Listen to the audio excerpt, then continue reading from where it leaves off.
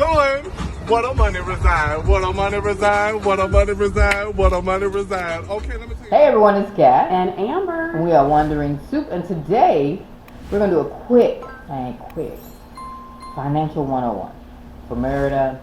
Should apply anywhere. This is what we're going to talk about today, and in particular because we received so many questions about banking and what to do about money along your travels. We're just going to throw out a few tips of things that we've done that have worked for us, that may work for you. So first off, you want to start out with your bank. Pick the best bank for you and your needs when it comes to traveling. So you really want to make sure that they allow traveling, that it's not going to be a problem if you're not in the States long term, that they don't shut your account down. Right. Once they start noticing all the foreign transactions that are going to come up. So that's the first thing. Find a good bank. Be in good standing with the bank. I mean, that makes sense. But, you know, hey, some people don't have that background. They don't know what that means. That means no overdrafts. Don't overdo it with credit card usage and things like that. So just keep your account in good standing, especially since you will be overseas. You really don't want that account shut down for any reason. Right. Now, what we do, because I'm ex-military, I'm a vet, so I use USAA.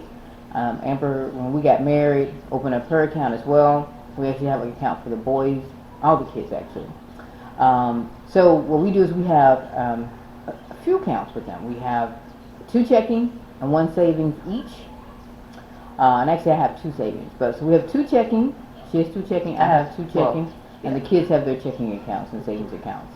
But so we have 1 each primary checking account or savings account, whichever one you want to use, where all our money gets put into. And that's the big bulk of our money.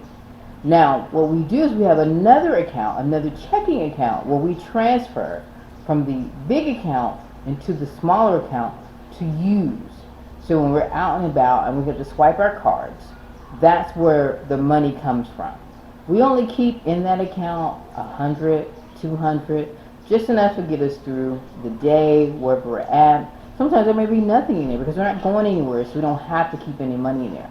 And we do that so just in case the card gets compromised, right? They're not going to get a lot of money. But our other accounts, which have all of our money, that could be a problem if that would happen.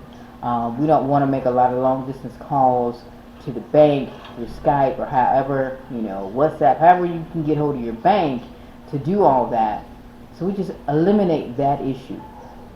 A few weeks ago, I lost my ATM card in the ATM, and I was like, okay. I was hurt for about 5 minutes, and then I moved on because it was to the account where I just use it for swiping purposes. And we have more than one card for that account. Right. So it was easy peasy. Yeah. And life went on. Yeah, it helps too, I think, in addition to while you're looking for a good bank, looking for banks that or making sure that the bank you have is really easy to communicate with. Like if we need to, we can get on a chat, with our bank pretty much any time, and it's pretty quick. Not any time, but during business hours, and it's pretty quick and easy. So you really need that when you're traveling, even if it means you have to get on their time zone.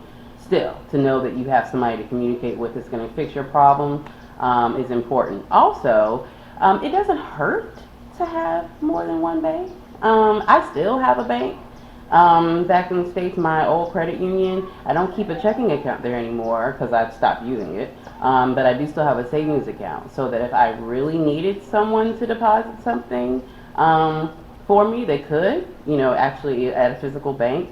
So it doesn't hurt. And then if you can have an address, a U.S. address, you can maintain one, right. Whether it's a P.O. box that you pay for or whether it's a family address that you trust, something. You need to have one or the other because there are going to be times where you're going to need to have mail sent, possibly a card if you need to replace a card, and then if someone can get that to you, then so it's just good to have it as a backup for a lot of things, not just banking, right. As far as the address. Yeah. All right, so we have a post office box. We have a U.S. post office box that has an actual address instead of just a P.O. box. And so that's where we have everything going. It's our billing address for our cards. And we also use family members' address if we need to use a different address. But we have that as our primary for everything. And it's working out so far. We pay the yearly fee. It isn't that much. I think it's like $75. And then we just use that billing address. We don't have a lot of things going there, but if we needed to, it could, you know. And then, once a year, we're planning on, we haven't done that yet, we're going to make it back to the States. And there's other services out there where they actually open up your mail and scan it and send it to you. And you pay for that service as well for a post office box or a mailing address. I didn't think we would need that because we don't have anything that's coming in that we need scanned as of today. Everything that we're doing is online. I can access everything, so it's not an issue. But we'll see when I actually go to the mailbox when we make it to the States next year. Have a nice surprise. Maybe a whole bunch of stuff there. So we got a small one, so it may be they may have started throwing our stuff away. Who knows? But yeah, so. Also, depositing. So every once in a while, people still pay with paper checks. They do. I don't know why. I haven't figured it out.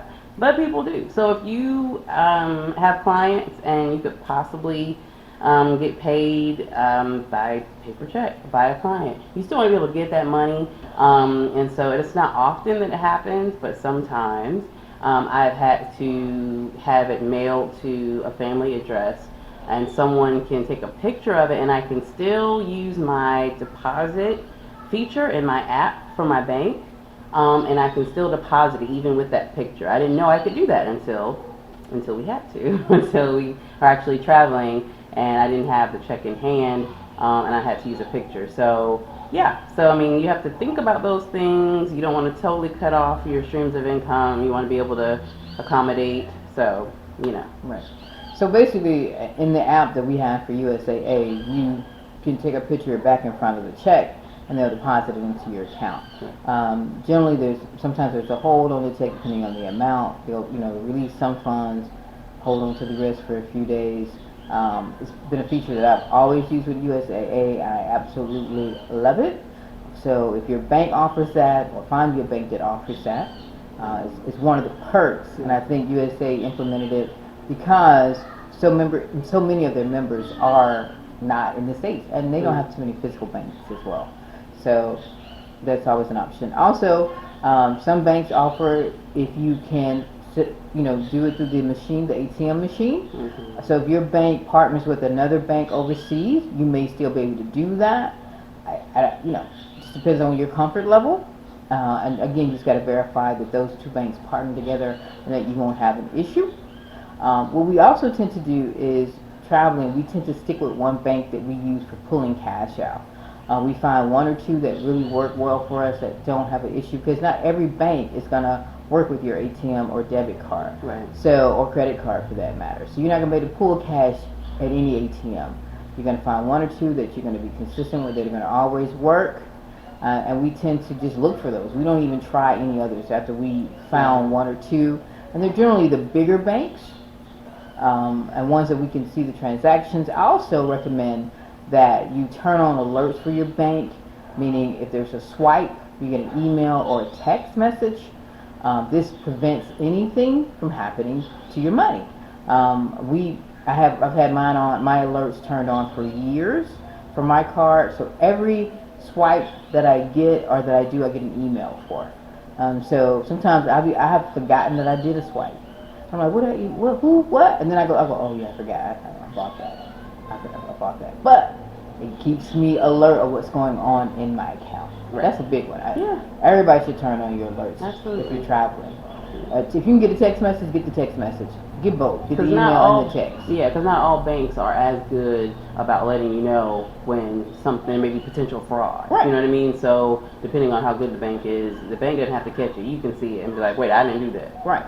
So, and it's best to catch it in the beginning and, not 4 or 5 transactions later and thousands later, which is again why we don't put a lot of money in the account of the card that we're swiping, that we use as our primary swipe count. And if something were to happen, we're okay with that. $100 loss, $200 loss is better than 2,000, 10,000. Yep. Because the banks are slow about returning your money, and you don't want to be out anywhere without access to your funds. Absolutely. Yeah. So that's our financial 101, I think. Yeah. Yeah. No, those are definitely the main things you need to think about even before you move. Right.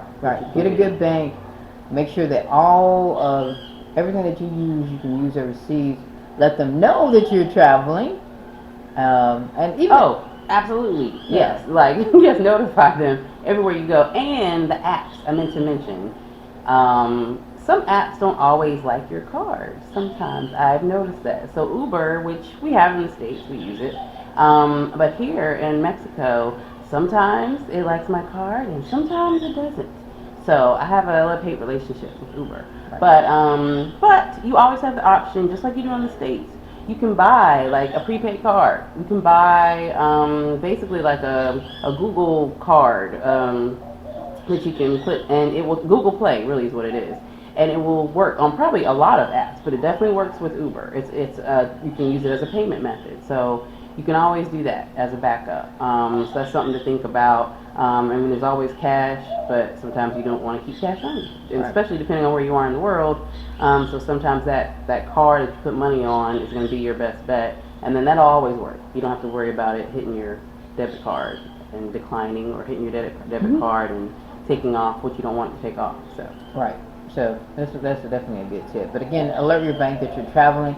Our bank, even though it knows that we're traveling, sometimes doesn't like our transactions, especially if we're using a new feature or a new service, such as when we got to Mexico and it declined Uber. So we had to contact the bank, and then they were like, "Oh, okay, so you're in Mexico now." We're like, "Yeah, okay."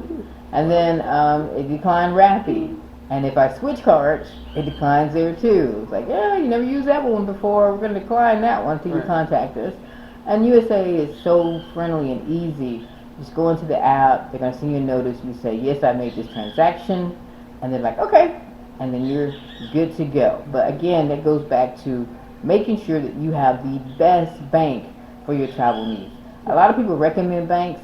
I'm not going to recommend a bank because I don't know what you need and where you're going. I'm just going to tell you about our experience with USAA.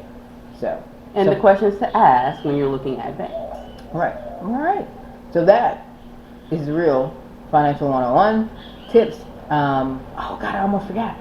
So when we ran out of cash, or the car, we not ran out of cash, but when we didn't have any cash, and the restaurant wouldn't take our card, and we had to go get cash.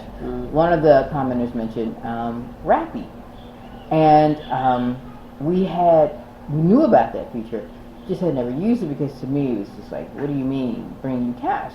So in Mexico, on the Rappi app, you can actually submit a charge for cash and they'll bring it to your location, up to 2,500 pesos. It's an option. Oh, yeah. It's an option. So yeah, it's pretty cool. Yeah. So think about that. It's a small transaction fee. Honestly, isn't that bad? I'll take that charge, get the cash brought to my home, and life is lovely. Right. So you'll never do without cash, and not having your card decline, Right. and having to wash dishes. Okay. The embarrassment of it all. Right. All right. So that is it. This time for real. Remember to like, subscribe, follow, share, do all those things, and we'll see you in the new year. 2021 is coming. I am Kat. And Amber. Peace and love, y'all.